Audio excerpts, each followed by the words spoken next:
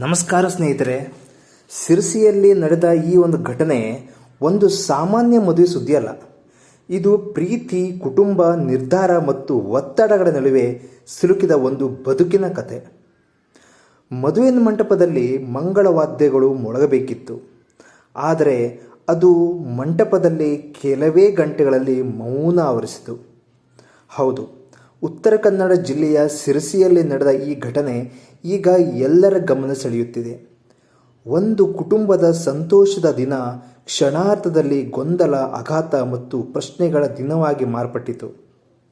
ಸಿರ್ಸಿ ಪಟ್ಟಣದ ಮುಸ್ಲಿಂ ಗಲ್ಲಿಯ ನಿವಾಸಿಯಾದ ಸೀಫಾ ಎಂಬ 25 ವರ್ಷದ ಯುವತಿ ತನ್ನ ಮದುವೆಗೆ ಕೆಲವೇ ಗಂಟೆಗಳ ಮುನ್ನ ನಾಪತ್ತೆಯಾಗಿದ್ದಾಳೆ. ಎಲ್ಲವೂ ಸಿದ್ಧವಾಗಿತ್ತು. ಮದುವೆ ಮಂಟಪ ಅಲಂಕಾರಗೊಂಡಿತ್ತು. ಬಂಧು ಬಳಗ ಬಂದಿತ್ತು. ಅಡುಗೆಗಳು ತಯಾರಾಗಿದ್ದವು. ಮದುವೆಯ ಸಂಭ್ರಮ ಹಬ್ಬದಂತೆ ಕಾಣಿಸುತ್ತಿತ್ತು. ಆದರೆ ಯಾರೂ ಊಹಿಸದ ಘಟನೆ ಬೆಳಿಗ್ಗೆ ಸಂಭವಿಸಿತು. ಕುಟುಂಬದವರ ಮಾಹಿತಿಯ ಪ್ರಕಾರ ಸೀಫಾ ತನಗಿಂತ ಮುಂಚೆ MBBS ಓದುತ್ತಿರುವ ಒಬ್ಬ ಯುವಕನನ್ನು ಪ್ರೀತಿಸುತ್ತಿದ್ದಳು. ಇದು ಸಾಮಾನ್ಯ ಪ್ರೀತಿಯ ಕಥೆಯಲ್ಲ.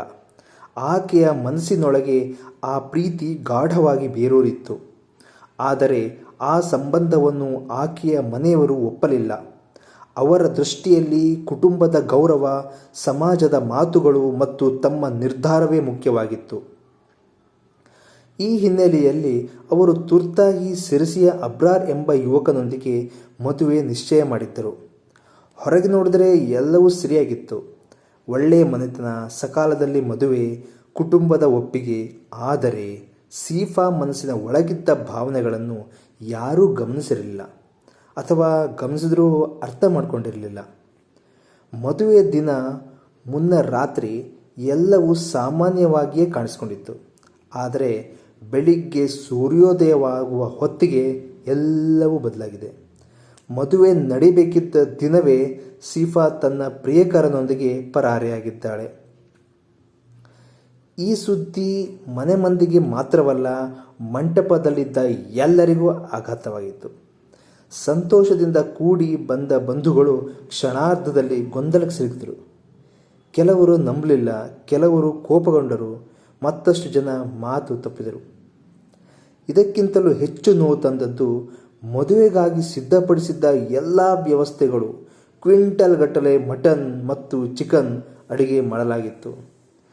ಅಡಿಗೆ ಮನೆಗಳಲ್ಲಿ ರಾತ್ರಿ ತುಂಬ ಕೆಲಸ ನಡೆದಿತ್ತು. ಅಡಿಗೆಗಾರರು ತಮ್ಮ ಶ್ರಮ ಹೂಡಿದ್ದರು. ಆದರೆ ಮದುವೆಯ ರದ್ದು ಪಟ್ಟ ಕ್ಷಣದಲ್ಲೇ ಆ ಎಲ್ಲ ಸಿದ್ಧತೆಗಳು ವ್ಯರ್ಥವಾದವು. ಇದು ಕೇವಲ ಆಹಾರದ ವ್ಯರ್ಥವಲ್ಲ, ಅದು ಒಂದು ಕುಟುಂಬದ ಕನಸುಗಳ ವ್ಯರ್ಥವಾಗುವ ಸಂಕೇತ. ಸೀಫಾ ಅವರ ತಂದೆ ಜಹೀರ್ ಖಾನ್ ಈ ಘಟನೆಯ ನಂತರ ಸಿರಸಿಯ ಮಾರುಕಟ್ಟೆ ಪೊಲೀಸ್ ಠಾಣೆಗೆ ದೂರು ನೀಡಿದ್ದಾರೆ. ಅವರ ಮನಸ್ಸಿನ ಸ್ಥಿತಿ ಹೇಗಿರಬಹುದು ಎಂದು ಊಹಿಸಲು ಕಷ್ಟ ಅಲ್ಲ. ಮಗಳ ಮೇಲಿನ ಕೋಪ, ಚಿಂತನೆ, ನೋವು ಮತ್ತು ಸಮಾಜದ ಎದುರು ನಿಂತು ಕೊಡುವ ಉತ್ತರಗಳ ಭಾರ. ಪೊಲೀಸರು ಪ್ರಕರಣ ದಾಖಲಿಸಿಕೊಂಡು ಯುವತಿಯನ್ನು ಪತ್ತೆ ಹಚ್ಚುವ ಕಾರ್ಯಾಚರಣೆಯನ್ನು ಪ್ರಾರಂಭಿಸಿದ್ದಾರೆ. ಆದರೆ ಇಲ್ಲಿ ಪ್ರಶ್ನೆ ಏನಂದರೆ, ಇದು ಕೇವಲ ಪರಾರಿ ಪ್ರಕರಣವೇ, ಅಥವಾ ಇದಕ್ಕಿಂತ ಆಳವಾದ ಒಂದು ಸಾಮಾಜಿಕ ವಿಷಯವೇನಾದರೂ ಇದೆಯಾ? ಈ ಘಟನೆಯ ಮೂಲಕ ಮತ್ತೆ ಒಂದು ಮಹತ್ವದ ವಿಷಯ ಬೆಳಕಿ ಬಂದಿದೆ. ಪ್ರೀತಿ ಮತ್ತು ಕುಟುಂಬಗಳ ನಿರ್ಧಾರಗಳ ನಡುವಿನ ಸಂಘರ್ಷ. ನಮ್ಮ ಸಮಾಜದಲ್ಲಿ ಇನ್ನೂ ಅನೇಕ ಕಡೆ ಮಕ್ಕಳ ಅಭಿಪ್ರಾಯಕ್ಕಿಂತ ಕುಟುಂಬದ ನಿರ್ಧಾರವೇ ಮೇಲುಗೈ ಸಾಧಿಸುತ್ತದೆ. ಆದರೆ ಮನಸ್ಸು ಒಪ್ಪದ ನಿರ್ಧಾರಗಳನ್ನು ಬಲವಂತವಾಗಿ ಒತ್ತಾಯಿಸಿದಾಗ ಇಂಥ ಘಟನೆಗಳು ಸಂಭವಿಸುವ ಸಾಧ್ಯತೆ ಇರುತ್ತದೆ. ಸೀಫಾ ತಪ್ಪು ಮಾಡಿದ್ದಾಳ, ಅಥವಾ ತನ್ನ ಜೀವನದ ಬಗ್ಗೆ ತಾನೇ ನಿರ್ಧಾರ ತೆಗೆದುಕೊಂಡ್ಲ? ಕುಟುಂಬ ತಪ್ಪು ಮಾಡಿದ್ದೆ, ಅಥವಾ ತಮ್ಮ ದೃಷ್ಟಿಯಲ್ಲಿ ಸರಿಯಾದದನ್ನೇ ಮಾಡಿದ್ದೆ? ಈ ಪ್ರಶ್ನೆಗಳಿಗೆ ಉತ್ತರಗಳು ಸ್ಪಷ್ಟವಾಗಿಲ್ಲ. ಆದರೆ ಒಂದು ಸಂಗತಿ ಸ್ಪಷ್ಟ: ಸಂಭಾಷಣೆ, ಅರ್ಥೈಸಿಕೊಳ್ಳುವಿಕೆ ಮತ್ತು ಪರಸ್ಪರ ಗೌರವ ಇದ್ದರೆ ಇಂತಹ ಪರಿಸ್ಥಿತಿಗಳನ್ನು ತಪ್ಪಿಸಬಹುದು.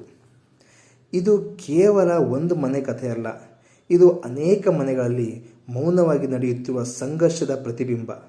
ಪ್ರೀತಿ, ಕುಟುಂಬ, ಗೌರವ ಮತ್ತು ಸ್ವಾತಂತ್ರ್ಯಗಳ ಇವುಗಳ ನಡುವೆ ಸಮತೋಲನ ಸಾಧಿಸುವುದು ನಮ್ಮ ಸಮಾಜದ ದೊಡ್ಡ ಸವಾಲಾಗಿದೆ. ಈ ಘಟನೆ ಈಗ ಸಿರಸಿಯಲ್ಲಿ ಮಾತ್ರವಲ್ಲ, ಇಡೀ ಪ್ರದೇಶದಲ್ಲಿ ಚರ್ಚೆಗೆ ಕಾರಣವಾಗಿದೆ. ಮುಂದೇನಾಗುತ್ತದೆ? ಸೀಫಾ ಮತ್ತು ಆಕೆಯ ಪ್ರಿಯಕರು ಎಲ್ಲಿದ್ದಾರೆ? ಕುಟುಂಬದವರು ಅವರನ್ನು ಒಪ್ಪಿಕೊಳ್ತಾರಾ, ಅಥವಾ ಇದು ಮತ್ತಷ್ಟು ದೊಡ್ಡ ವಿವಾದಕ್ಕೆ ಕಾರಣವಾಗ್ತದೆಯಾ? ಈ ಎಲ್ಲ ಪ್ರಶ್ನೆಗಳ ಉತ್ತರ ಇನ್ನೂ ತಿಳಿಯಬೇಕಿದೆ.